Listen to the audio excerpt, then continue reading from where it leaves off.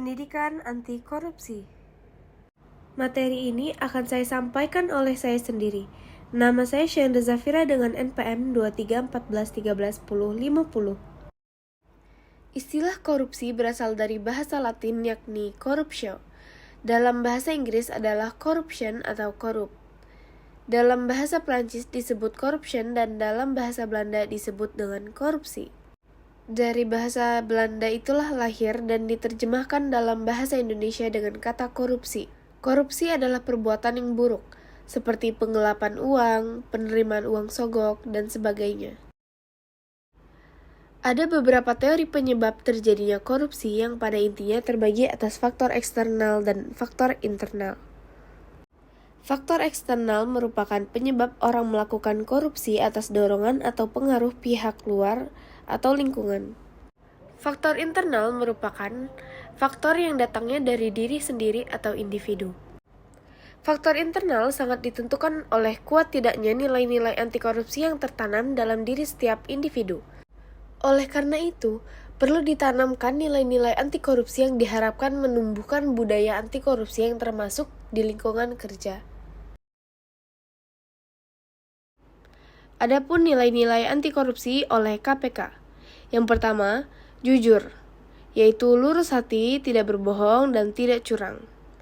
Yang kedua, peduli, yaitu mengindahkan, memperhatikan, atau menghiraukan orang lain. 3. Mandiri, yaitu tidak bergantung pada orang lain.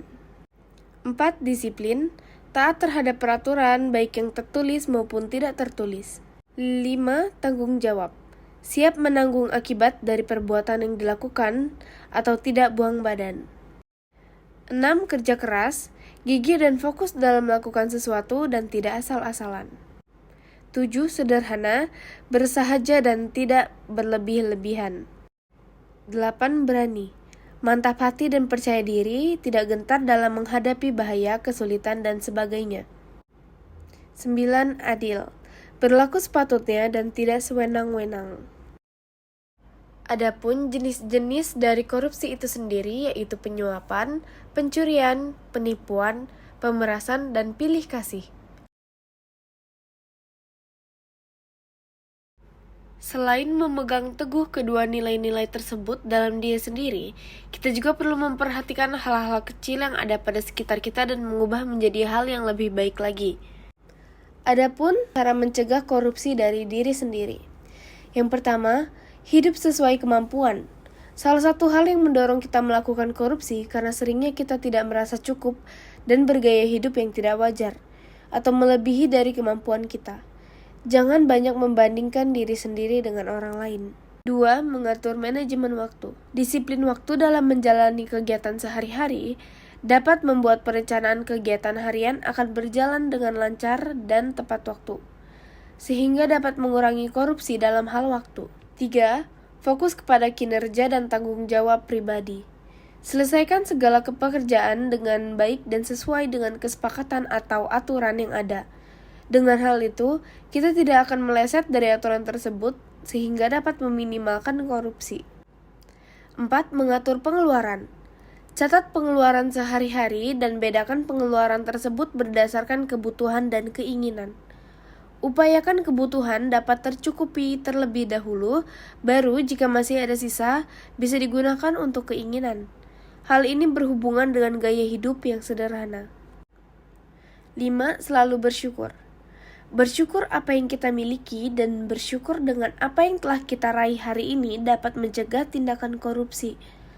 Apabila kita tidak bersyukur dan selalu mencari kekurangan atau tidak pernah merasa puas, apabila tidak diiringi dengan niat yang baik, akan membawa kita ke dalam perilaku dan perbuatan yang menyimpang seperti korupsi. Ada juga 3 strategi yang bisa dilakukan untuk memberantas korupsi oleh KPK RI, yaitu: pertama, represif. Strategi represif dilakukan dengan cara menyeret koruptor ke pengadilan, membacakan tuntutan, serta menghadirkan para saksi beserta alat bukti yang menguatkan. Kedua, perbaikan sistem. KPK memberikan rekomendasi kepada kementerian dan lembaga terkait untuk melakukan langkah-langkah perbaikan.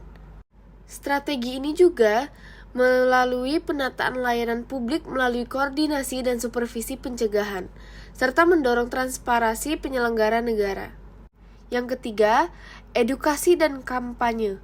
Melalui edukasi dan kampanye, KPK meningkatkan kesadaran masyarakat mengenai dampak korupsi, mengajak masyarakat untuk terlibat dalam gerakan pemberantasan korupsi, serta membangun perilaku dan budaya anti korupsi. Baik, itu saja yang bisa saya sampaikan pada materi ini. Kurang lebihnya saya mohon maaf. Wassalamualaikum warahmatullahi wabarakatuh.